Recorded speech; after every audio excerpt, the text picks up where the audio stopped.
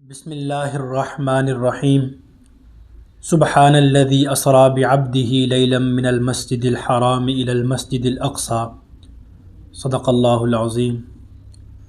گزشتہ دو ویڈیو میں معراج کے متعلق باتیں عرض کی تھیں۔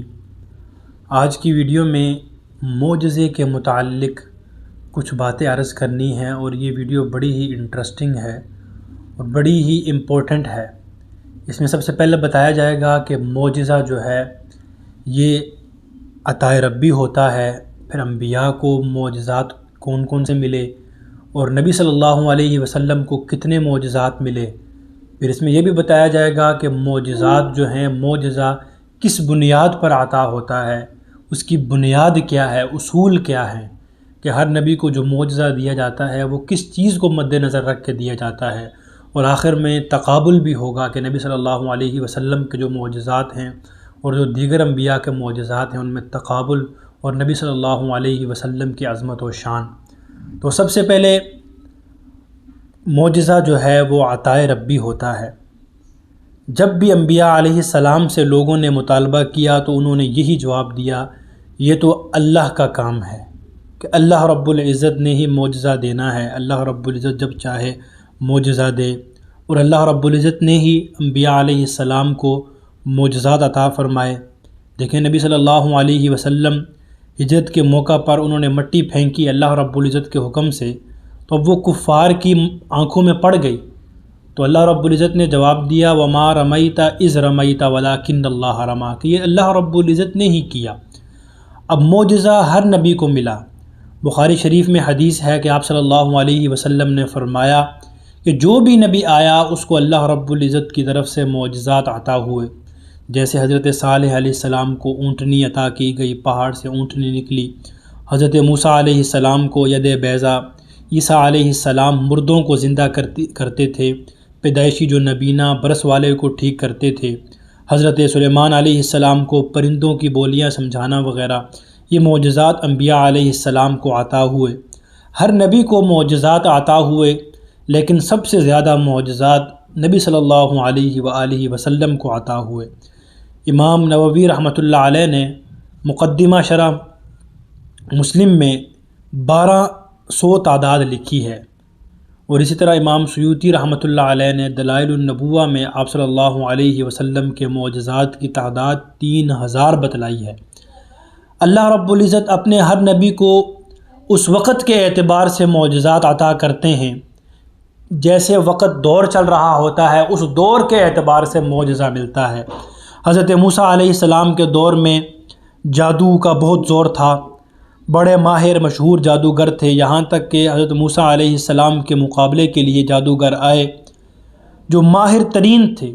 ان کی تعداد 72000 بتلائی جاتی ہے۔ ان کی لاٹھیاں اور رسیاں 3000 اونٹ اٹھا کر لائے تھے۔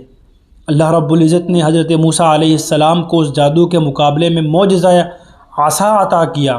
جب انہوں نے عصا کو زمین پر پھینکا تو اس نے جادوگروں کے جو کرتبوں کو ملیہ میٹ کر دیا۔ اسی طرح حضرت عیسیٰ علیہ السلام کے زمانے میں حکمت ڈاکٹری کا بہت رواج تھا۔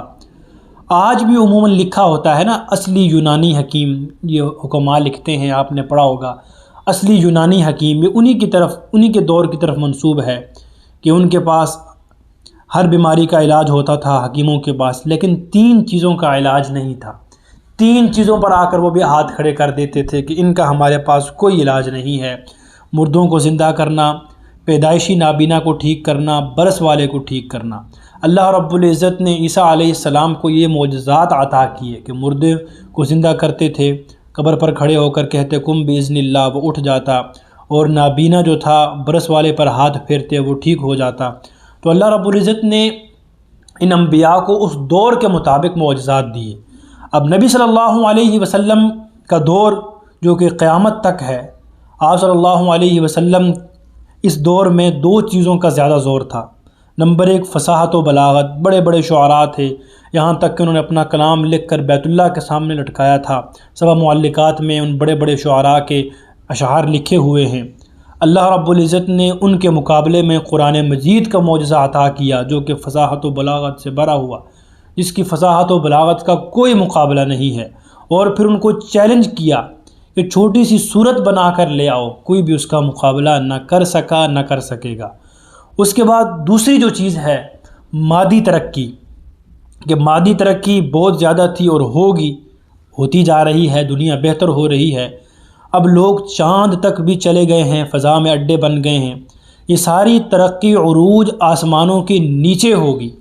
اس کے مقابلے میں اللہ رب العزت نے آپ صلی اللہ علیہ وسلم کو معراج والا معجزہ عطا کیا۔ اللہ اپنے محبوب کو 7 آسمانوں سے اوپر لے گئے، اور دنیا والے پہلے آسمان تک نہیں جا سکتے۔ آپ صلی اللہ علیہ وسلم کے بڑے بڑے معجزات ہیں، معراج ہے، قرآن کریم ہے، چاند کو 2 ٹکڑے کرنا ہے، نبی صلی اللہ علیہ وسلم کا حسن اخلاق تھا، نبی صلی اللہ علیہ وسلم کے پاس لوگ اپنی امانتیں رکھوایا کرتے تھے۔ گویا نبی صلی اللہ علیہ وسلم کو اللہ رب العزت نے بڑے معجزات عطا کیے۔ اب تقابل کیا ہے؟ دیکھیے، حضرت موسیٰ علیہ السلام نے اپنی قوم کے لیے پانی مانگا اللہ کی طرف سے، پتھر سے 12 چشمے جاری ہو گئے۔ حضرت موسیٰ علیہ السلام کو حکم ہوا کہ پتھر پر آپ لاٹھی مارے، جاری ہو گئے چشمے۔ اب نبی صلی اللہ علیہ وسلم کو اس کے مقابلے میں ایسا عظیم معجزہ عطا کیا کہ حدیبیہ کے مقام پر آپ صلی اللہ علیہ وسلم کے ساتھ 1400 سے زائد صحابہ تھے، پانی نہیں تھا، صرف 1 پیالہ پانی تھا۔ آپ صلی اللہ علیہ وسلم نے اس میں ہاتھ مبارک رکھا، آپ صلی اللہ علیہ وسلم کی مبارک انگلیوں سے پانی کے چشمے جاری ہو گئے، سب لوگوں نے پانی پیا، سواریوں کو پانی پلایا، وضو کیا اور ضرورت کے لیے محفوظ بھی کیا۔ دیکھیے، حضرت عیسیٰ علیہ السلام مردوں کو زندہ کرتے تھے۔